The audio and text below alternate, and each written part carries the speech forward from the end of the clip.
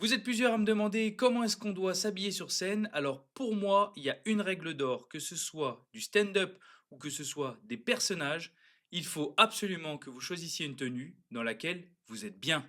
Ne montez pas sur scène avec un t-shirt troué, avec un pull trop serré, un peu comme le mien, vous n'êtes pas obligé de faire des commentaires là-dessus, ou avec un pull qui gratte. Parce que le but du jeu, c'est d'aller sur scène pour faire rire les gens et prendre du bon temps, pas pour se dire j'aurais jamais dû mettre un slip en laine, moi.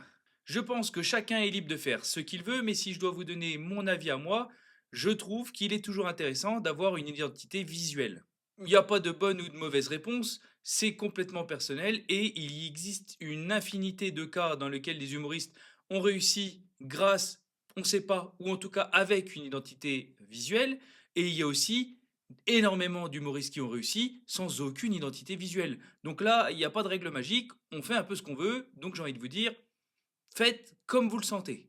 Alors pourquoi j'ai tendance à vous dire de vous intéresser un petit peu à cette identité visuelle? C'est parce que j'estime qu'aujourd'hui, dans notre société où énormément de choses sont basées sur la pub, la communication et le marketing, il est quand même un petit peu malin de s'intéresser 2 minutes à l'image qu'on renvoie au public. Et il est un petit peu malin aussi de se dire, tant mieux si jamais les gens se souviennent de moi. Et pas de panique, s'ils ne se souviennent pas de vous parce que vous n'êtes pas tout le temps habillé de la même manière, ils auront d'autres moyens de se souvenir de vous. Mais disons que l'identité visuelle, c'est un moyen de plus de faire en sorte de rester gravé dans leur esprit. Et si je dois contrebalancer mon propos, j'ai envie de vous dire, en même temps, à l'heure des réseaux sociaux, on voit de plus en plus d'humoristes qui font des blagues sans avoir de lumière, sans avoir de son, sans avoir de texte. Donc, est-ce qu'on est obligé forcément d'avoir une tenue? Je suis pas sûr. Donc il est tout à fait légitime que certains d'entre vous se disent que la tenue, ça sert à rien.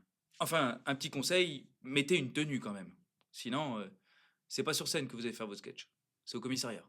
Donc pour moi, ça ne vous fera pas percer d'avoir une identité visuelle claire, mais par contre, je me dis, ça mange pas de pain et ça vaut peut-être le coup qu'on passe 2 minutes à chercher une tenue. Et voilà, encore une technique de plus à mettre dans ta caisse à outils Humour Maker. J'espère que cette vidéo te permettra de te lancer ou de progresser dans l'humour. Sache d'ailleurs qu'Humour Maker, c'est la seule chaîne sur YouTube qui va t'aider à faire ça de manière 100% gratuite.